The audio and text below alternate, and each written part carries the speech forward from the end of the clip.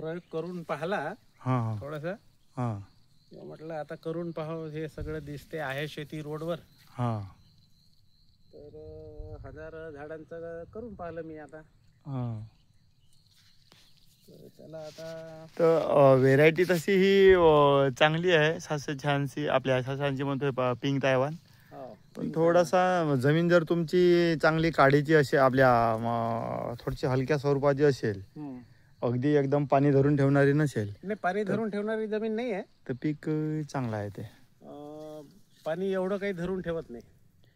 तर हे बघा आपल्याकडं सर पेरू पाहायसाठी आलेले आहेत. तरी सरांना एकदा आपण विचारू की काय म्हणजे बाग कशी काय वाटली तुम्हाला.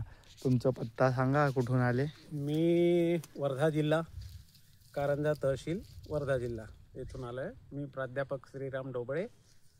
सध्या मी रिटायर आहे आणि मी पण पेरूची बाग लावलेली आहे. तुमचं सगळं यूट्यूबवर बघून मला ही बाग अतिशय सुंदर वाटली. यूट्यूबवर म्हटलं प्रत्यक्ष भेट द्यावं. तर आतासुद्धा बाग अतिशय सुंदर आहे. म्हणजे असं वाटते की खरंच याच्यामध्ये फार मोठं काही तथ्य आहे. मी पहिल्यांदाच ही बाग अशी पाहिली आणि याच्या आधी मी कुठलीही बाग पाहिली नाही, म्हणजे कोणत्याही बागेमध्ये गेलो नाही. तर आता तुमची सल्ला घेण्यासाठी म्हणून मला पण थोडासा इंटरेस्ट आहे त्याच्यामध्ये. तर त्या दृष्टीने आता तुमची काय मदत होते ते तुम्ही देऊ शकता.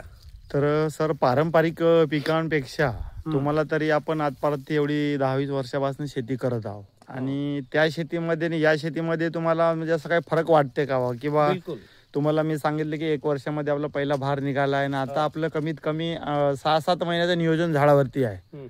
एका झाडाला आपण 25-30 फोम पण बांधलेले आहेत. तिसरी गोष्ट आपल्याजवळ परत फोम बॅगिंगसाठी आपल्याजवळ पेरू पण आहे आणि फुलकडी पण झाडाला आहे. आता काही म्हणता की तुम्ही जास्त लोड घेतल्यानंतर झाड पिवळं पडतो की काही प्रॉब्लेम येतो, असं तुम्हाला कोणतं झाड असं वाटते का? काही नाही दिसत आहे, रोगही नाही दिसत कुठला. आणि बहार सुद्धा अतिशय म्हणजे मोठ्या प्रमाणामध्ये आलेला आहेच तो. आणि आपल्या विदर्भामध्ये अति पावसामुळे तर सगळे पीक आता मोडकळी झालेले आहेत. पण हा एक राजाच म्हणता येईल याला की आता हा उभा आहे शेतामध्ये. नाही एका एकर मध्ये जर सोयाबीन पेरली तर आमच्याकडे 2 पोतेच होते, जास्त होत नाही. 3000 रुपये भाव गेले तर नशीब समजायचं. बरोबर. तर त्या मानाने हे 2 झाडं तुम्हाला 3000 रुपये देऊ शकतात. बरोबर.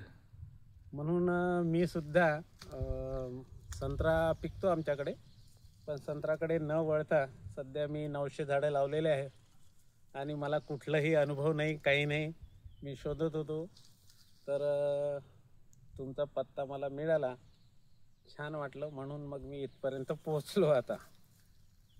तर तुम्हाला सर बागेमध्ये येऊन खरंच वाटलं की आपण यूट्यूबवर ज्या पद्धतीने सांगतो आपण म्हणजे लोकांना मार्गदर्शन करतोय की त्या पद्धतीने खरंच आपली मराठवाड्यासारखी बाग आहे का? बिलकुल. म्हणजे यूट्यूबवर आता मी पुष्कळ पाहिल्या बाग, परंतु त्या काही लोक सांगतात की हे प्रचारासाठी करतात वगैरे असं. बरोबर. पण असं काही म्हटलं चला बागच बघूया आपण. तर जशी आपण यूट्यूबवर बघितली त्याच पद्धतीची तुमची उत्कृष्ट अतिशय छान म्हणजे बाग आहे आणि अशीच बाग मलाही तयार करायची आहे. मी तुमच्या सहकार्याची अपेक्षा करेल आणि तुम्हाला काय मला सजेशन करता येईल ते तुम्ही करू शकता. ठीक आहे सर. आपण पण शेतकऱ्यांना तुम्हीच नाही तर 2-3 दिवसाआड आपल्या पूर्ण वर्धा, यवतमाळ, चंद्रपूर, गोंदिया सगळे शेतकरी येतात. बागा पण पुष्कळ आहेत, पण विशेषतः आपली बाग म्हणजे पाहायला काय येतात की आपण खरंच ही जमीन जरी पकडली तर एकदम पाणथळ जमीन आहे आणि या जमिनीत या कंडिशनची बाग उभी ठेवणं म्हणजे हे खूप ध्येय मानता येईल किंवा एक म्हणजे चांगलं यशाचं मोलाचं हे मानता येईल. बिलकुलच ते. आणि विशेष म्हणजे मेहनत केली तुम्ही, ती किती केली, काय केली बरोबर तुम्हाला माहित. पण बाग सुंदर आहे. आमचा एरिया इरिगेशनचा आहे. बरोबर. आम्ही संत्र्यावाले लोक, पण संत्रा आम्हाला साथ देत नाही. बरोबर. म्हणून मी पहिल्यांदा सुरू